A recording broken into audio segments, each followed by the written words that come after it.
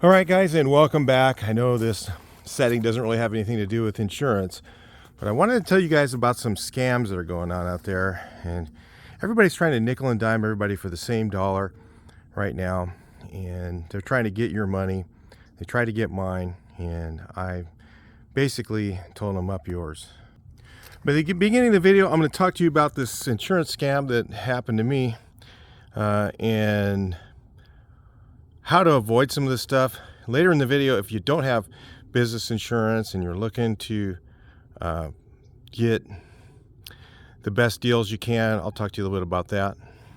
Or if you're trying to get into commercial business, you really need some kind of business insurance for your painting business. Workers' comp, liability, vehicle liability needs to be limits pretty high. So anyway, I got this email on a renewal, and it's on something called auto renewal. So typically my workers' comp comes up every year and they auto renew it. And then I get, they charge my credit card just automatically. So I don't have to deal with it. It's pretty easy, except for this. I looked at the information sent to me and it said broker fee, $695. Broker fees can be there or not be there. It just depends on the agent. So the agent is the one that adds the broker fee. And $695 broker fee is an absolute ripoff. And you need to know that stuff when you see that. So when I saw that $695 broker fee, I went, oh, okay, I guess you just don't want my business. So I look at the insurance carrier to see who it is. And I kind of go back a little bit in a minute to tell you that this is an agent I don't normally use. It was a telemarketing call. And the reason that I went with them is at the time, they had a really low employee, because I have employees that are part-time, or they're not even part-time. They're, what do they call it? They call it an occasional, I think is an occasional part-time employee. So, because we don't work all the time, I work about 3 to 10 days a month now at this point in life. I don't do that much work, but I make good money on the stuff I do. So I still need to have all the insurance and everything. So anyway, because I didn't have a lot of hours that I turned in, I had State Fund before. State Fund, California State Fund insurance wanted $38 per 100 for every painter. So every $100 you pay a painter, you had to pay $38 in addition to what you're paying them.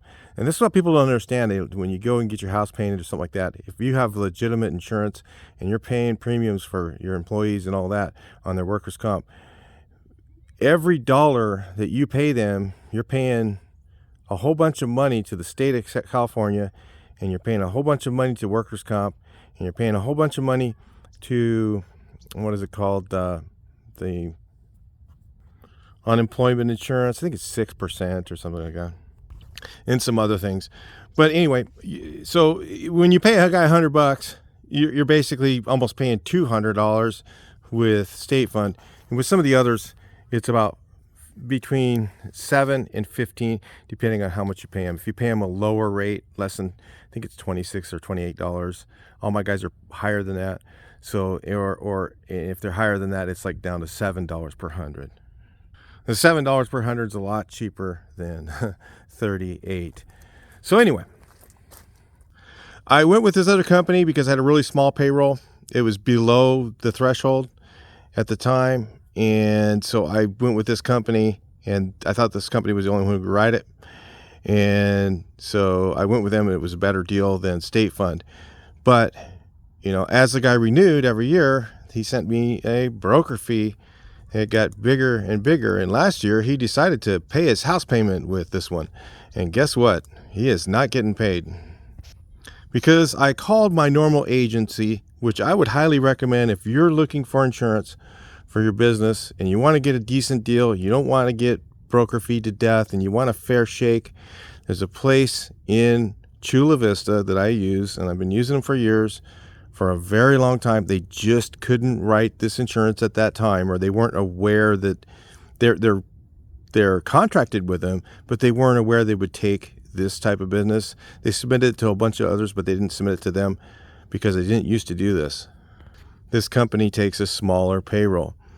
So in Chula Vista, I called her up, my agent over there, and I said, hey, do you write for this company, BTIS or whatever it is? I don't know, Clear Spring or something like that does the low employee workers' comp. She says, oh, yeah. I said, can you do a broker change fee? Are you going to charge me a broker fee? She's like, oh, we usually charge a broker fee on the first year. Then after that, on workers' comp, we just let it auto renew. And then, whatever, they usually get their 10% or something like that. And that's fine. I said, oh, thanks. That'd be fine. Whatever, And I don't even think they're going to charge me a broker fee because it's already changed. They're just going to change the policy over, do it on auto renew to them. So guess what? A phone call saved me $695. And I was getting scammed by some dude who, Salazar or something, I don't know what his name is, out in Torrance, who was hitting me for $695 broker fee. And if you're an agent, you ought to think about this. If you want repeat business, do the right thing. Don't screw over everybody who's sent to you. So anyway, I'll tell you about how to get business insurance if you're trying to get it. A couple of options. Maybe you're a contractor working by yourself. If you want to get on bid lists for any commercial work, you have to have general liability. You have to have workers' comp insurance, and you have to have vehicle liability of $1 million. Almost anywhere you go, they're going to ask for that, for your vehicle even. So, check Mainline Insurance. You'll find that they have a really inexpensive business insurance. They also have these worker comp things set up. And if you don't have any employees, I'm not going to say how you could do that, but if you just don't have any, and let's say they weren't there, okay, you could get a state fund base policy that just covers you. It doesn't cover it's just in case you have an employee sometime. And it's like, say, in the neighborhood of about $500, $500 or $600. And basically that will give you insurance so you can get into those bid lists. So the state fund is kind of a basic insurance that gives you you don't want to have any employees with that thing. But it's good if you have no employees to have that and to get you like something to, that if someday you had an employee by accident somehow, you would be covered for that. So you have that. The state fund does for no employees, them for the liability, your vehicle liability. Now this is where it kind of gets weird. Sometimes Progressive Insurance directly. So some people will rewrite Progressive. So if you call an agent, like if you call Mainline Insurance and you talk to Rosalie or somebody over there, and they have a price for your truck, you might find if you go directly to Progressive Insurance that it's really cheap through them. But also there is State Farm. Now the thing that State Farm has that's kind of unique is they have your vehicle insurance that they'll do, and they'll do a regular vehicle liability for your regular, you can do a personal vehicle, and they'll also do a personal and commercial truck. So like this truck here is a personal truck and commercial truck, and they will do both. So with that, and it's not too expensive. It's actually very inexpensive through them to get that. So if you're carrying tools, let's say you're carrying tools like this and you don't have commercial truck liability, and your ladder falls out on the road, guess what? Probably not going to be covered by your insurance. Okay.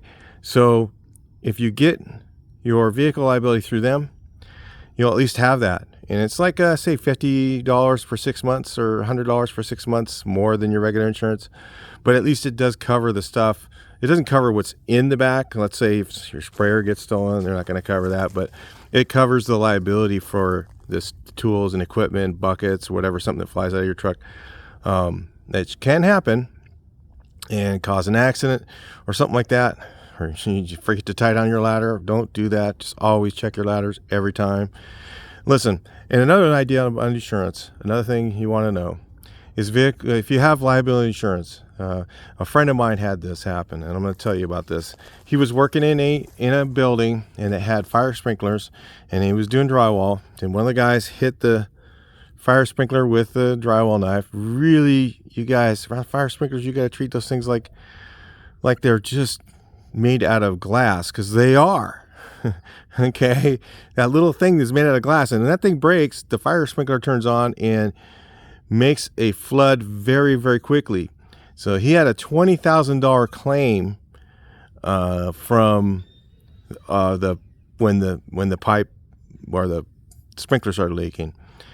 And what happened is guess how much his insurance was when he renewed it? It was $20,000 plus the premium. So listen, if you have a claim on your liability insurance, you're better off paying that sucker out of your pocket and trying to negotiate before it goes to the insurance. Because if it goes to the insurance, you're going to pay it anyway. And it will probably put you out of business if it's a very large amount of money. So just be careful on the job. Don't make mistakes. Mistakes can cost you your business. They can be over if you do that. So anyway, something to think about on insurance. Watch out for the scams. Watch out for those policy fees. They don't have to be there. The agent can not put them in. You can ask them to remove them a lot of times, and they will. On the first time you open insurance with someone, a lot of times, I let them make $100 or whatever. That's fine, because they only get 10% of the amount, and it really isn't much money for when they have an office and all that other overhead and all that stuff. But $695 is a total scam ripoff.